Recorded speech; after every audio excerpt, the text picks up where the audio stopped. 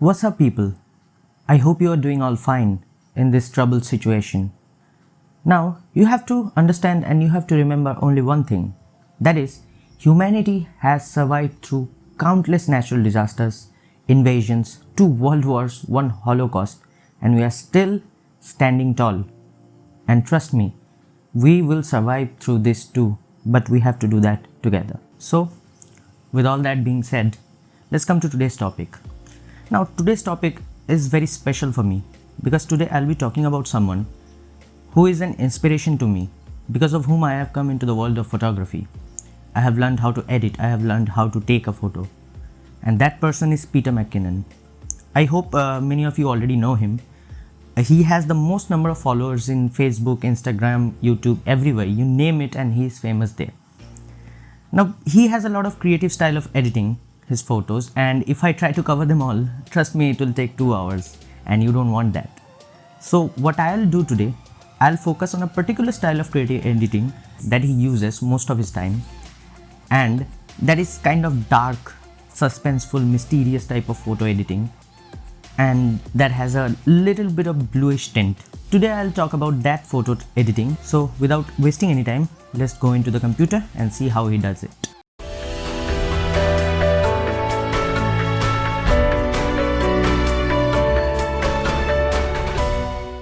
So right now I'll show you how to edit like Peter McKinnon, how to creatively edit and do the color grading how Peter McKinnon does. Before we go forward, I would like to tell you one thing about how he edits his photos, what kind of a look he gives to his photos, what he wants to express. Now if you can check out Peter McKinnon's photos, you will be seeing that the edit he uses is kind of a dark, suspenseful, mysterious, moody type of editing.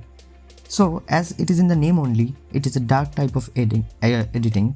So what you have to do is, first off, open this basic panel and turn down the exposure a bit, somewhat around here, and increase the contrast.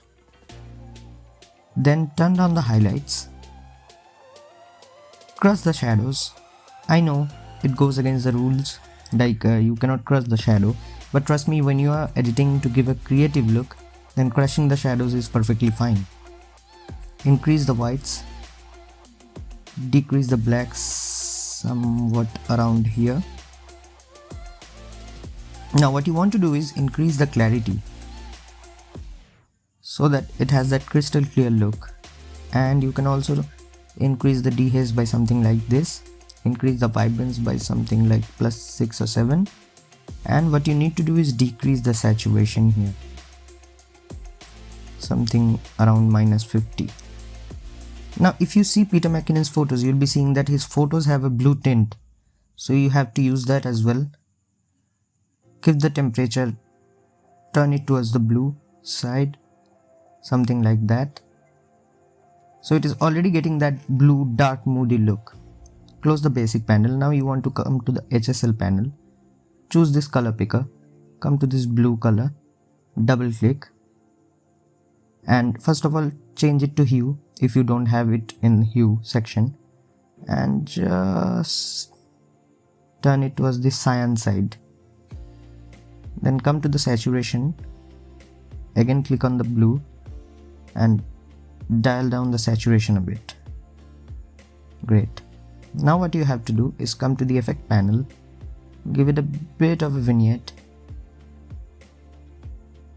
and then the most important thing is the tone curve. So make a key pointer here, a key point here, and then what you want to do is drag up the shadows so you get that faded look.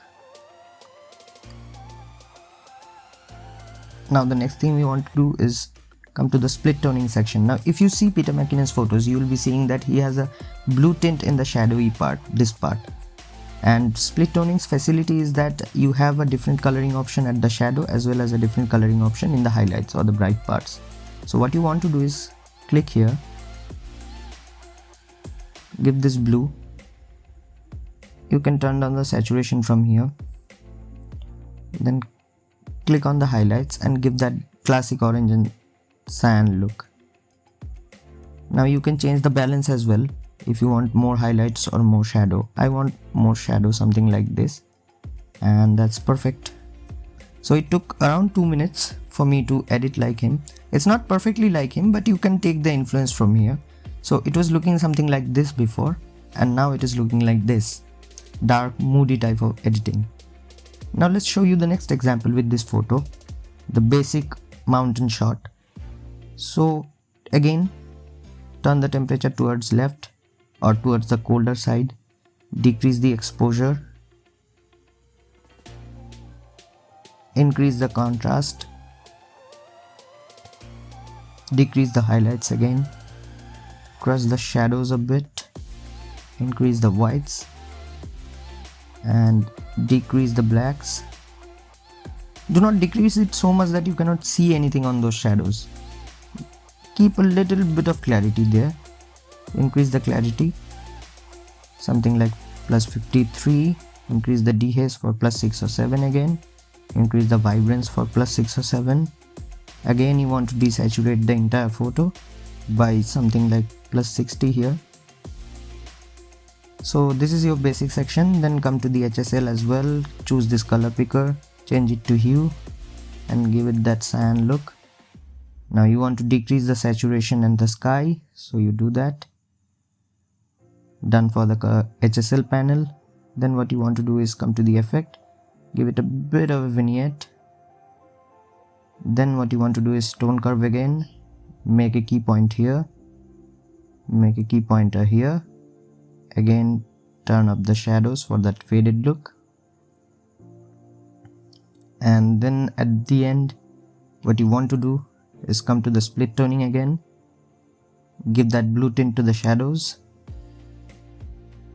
something like this. Now I'll just decrease the saturation a bit, something like that. Again, at the highlights, I'll use that classic orange and cyan look, so I'm giving it a bit of an orange, changing the balance towards the shadow side. Coming to the basic panel for final tweaks, which is turning up the exposure, something like this. Okay, so again, what you can see, it took me again around 2 minutes to get that, to take the influence from Peter McKinnon and edit it like this. It was looking like this before, and now it is like this.